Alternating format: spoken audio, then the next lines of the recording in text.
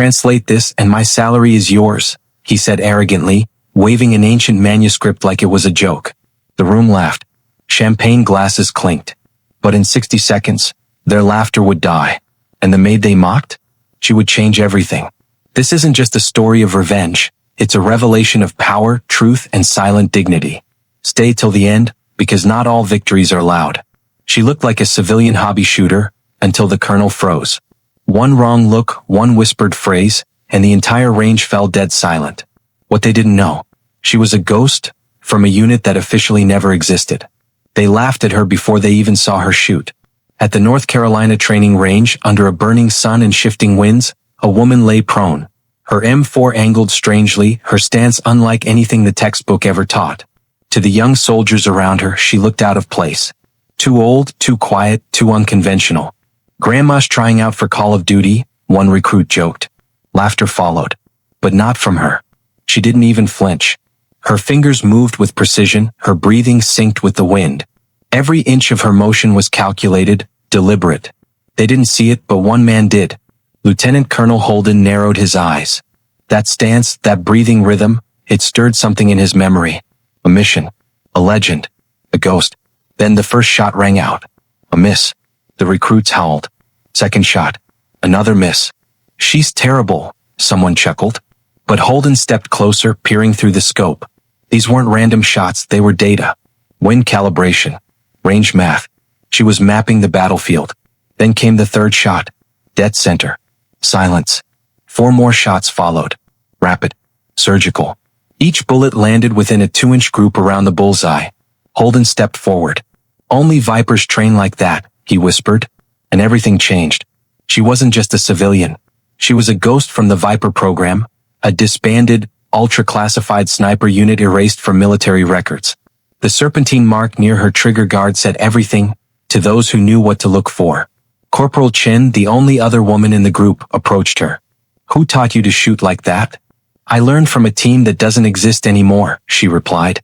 Later, Master Sergeant Brooks tried to dismiss her for breaking protocol. "I don't care about accuracy if it's not standard," he barked. But her accuracy wasn't just real, it was unmatched. Holden reviewed her target grouping, then dug into classified archives. What he saw matched exactly: Afghanistan 2013. Hill 394. He'd been pinned down by Taliban fire. Someone saved him with 3 perfect shots through a sandstorm. The pattern was identical. He had kept the shell casing from that day.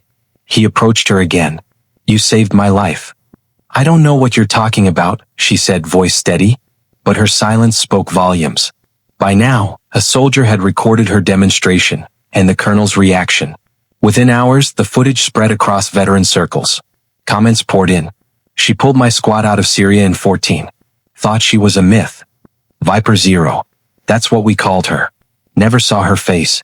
But the shots were hers. Her legend, long buried, was reborn.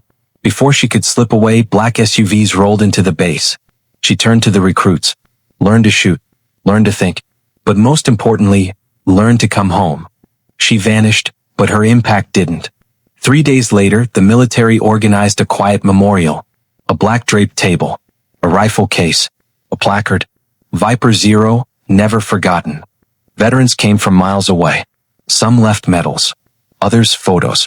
One young recruit placed his marksmanship badge on the table. The same recruit who had mocked her days ago.